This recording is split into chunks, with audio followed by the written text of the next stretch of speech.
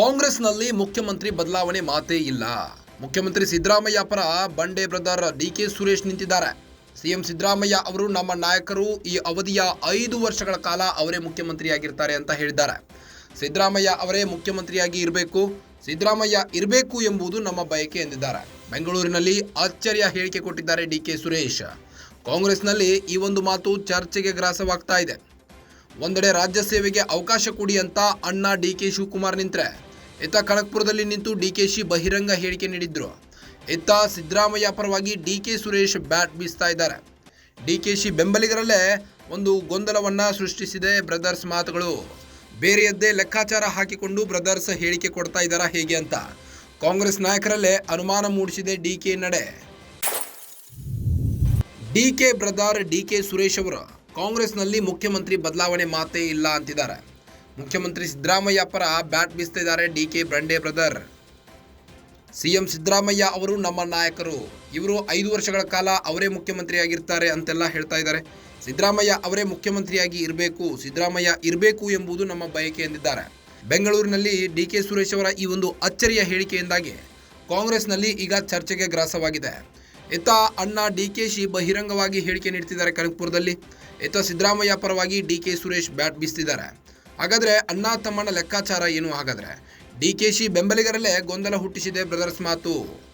ಕನಕಪುರದಲ್ಲೇ ನಿಂತು ಡಿಕೆಶಿ ಬಹಿರಂಗವಾಗಿ ಹೇಳಿಕೆ ನೀಡಿದ್ದು, ಒಂದೆಡೆ ರಾಜ್ಯ ಸೇವೆಗೆ ಅವಕಾಶ ಕೊಡಿ ಎಂದಿದ್ದಾರೆ ಡಿಕೆ ಶಿವಕುಮಾರ್. ಡಿಕೆಶಿ ಬೆಂಬಲಿಗರಲ್ಲೇ ಗೊಂದಲ ಹುಟ್ಟಿಸ್ತಾ ಇದೆ ಒಂಥರ ಇದು. ಬೇರೆಯದ್ದೇ ಲೆಕ್ಕಾಚಾರ ಹಾಕಿಕೊಂಡು ಬ್ರದರ್ಸ್ ಹೇಳಿಕೆ ನೀಡ್ತಾ ಇದ್ದಾರೋ ಎನ್ನುವಂಥ ಗೊಂದಲಮಯ ವಾತಾವರಣ ಸೃಷ್ಟಿಯಾಗಿದೆ. ಕಾಂಗ್ರೆಸ್ ನಾಯಕರಲ್ಲೇ ಅನುಮಾನ ಮೂಡಿಸ್ತಾ ಇದೆ ಡಿಕೆ ನಡೆ. ಅವರೇ ನಮ್ಮ ನಾಯಕರು, ಸಿದ್ದರಾಮಯ್ಯನವರೇ ನಮ್ಮ ನಾಯಕರು. ಮುಂದಿನ 5 ವರ್ಷಗಳ ಕಾಲ ಈ ಅವಧಿಯಲ್ಲಿ ಸಂಪೂರ್ಣವಾಗಿ ಅವರೇ ಮುಖ್ಯಮಂತ್ರಿ ಆಗಿರಬೇಕು ಅಂತಕ್ಕಂಥದ್ದು ನಮ್ಮೆಲ್ಲರ ಬಯಕೆ. ಅವರು ಏನು ಈ ಒಂದು ಆರೋಪಗಳೇನು ಬರ್ತಾ ಇದೆ, ಆ ಆರೋಪಗಳಿಂದ ಅತಿ ಶೀಘ್ರದಲ್ಲೇ ಚಾಮುಂಡಿಯ ಆಶೀರ್ವಾದದಿಂದ ಈಚೆ ಬರ್ತಾರೆ ಅಂತಕ್ಕಂಥ ವಿಶ್ವಾಸ ನನಗಿದೆ. ಯಾರು ಕೂಡ ಅಳ್ಳಾಡಿಸ್ಲಿಕ್ಕೆ ಸಾಧ್ಯ ಇಲ್ಲ.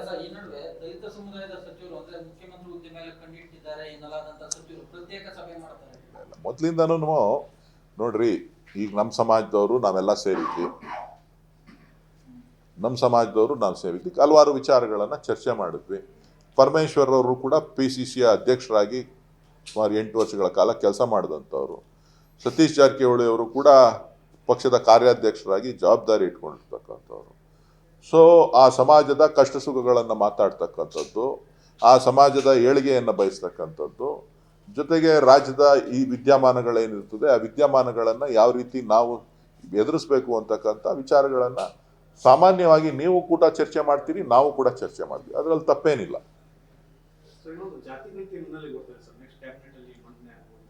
ಜಾತಿ ಗಣತಿ ವಿಚಾರವನ್ನ ಸ್ವಲ್ಪ ಎಚ್ಚರಿಕೆಯ ನಡೆಯನ್ನ ಇಡಬೇಕಂತೇಳಿ ಮಾನ್ಯ ಮುಖ್ಯಮಂತ್ರಿಗಳನ್ನ ನಾನು ಒತ್ತಾಯ ಮಾಡ್ತೇನೆ.